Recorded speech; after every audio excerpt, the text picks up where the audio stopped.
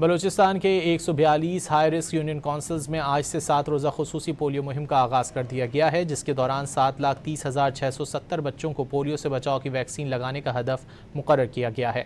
ای او سی coordinator انعام الحق قریشی نے بتایا کہ مہم کے دوران کوئٹہ، پشین، قلعہ عبداللہ، چمن اور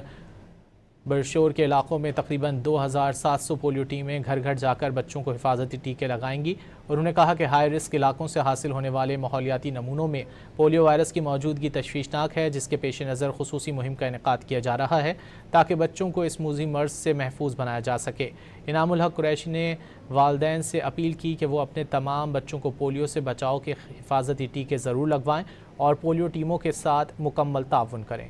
بلوچستان کے 142 ہائی رسک یونین کونسلز میں آج سے 7 روزہ خصوصی پولیو مہم کا آغاز کر دیا گیا ہے، جس کے دوران 7,30,670 بچوں کو پولیو سے بچاؤ کی ویکسین لگانے کا ہدف مقرر کیا گیا ہے۔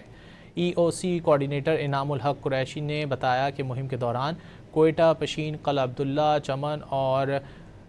برشور کے علاقوں میں تقریباً 2,700 پولیو ٹیمیں گھر گھر جا کر بچوں کو حفاظتی ٹیکے لگائیں گی۔ انہوں نے کہا کہ ہائی رسک علاقوں سے حاصل ہونے والے ماحولیاتی نمونوں میں پولیو وائرس کی موجودگی تشویشناک ہے، جس کے پیش نظر خصوصی مہم کا انعقاد کیا جا رہا ہے تاکہ بچوں کو اس موذی مرض سے محفوظ بنایا جا سکے۔ انعام الحق قریشی نے والدین سے اپیل کی کہ وہ اپنے تمام بچوں کو پولیو سے بچاؤ کے حفاظتی ٹیکے ضرور لگوائیں اور پولیو ٹیموں کے ساتھ مکمل تعاون کریں۔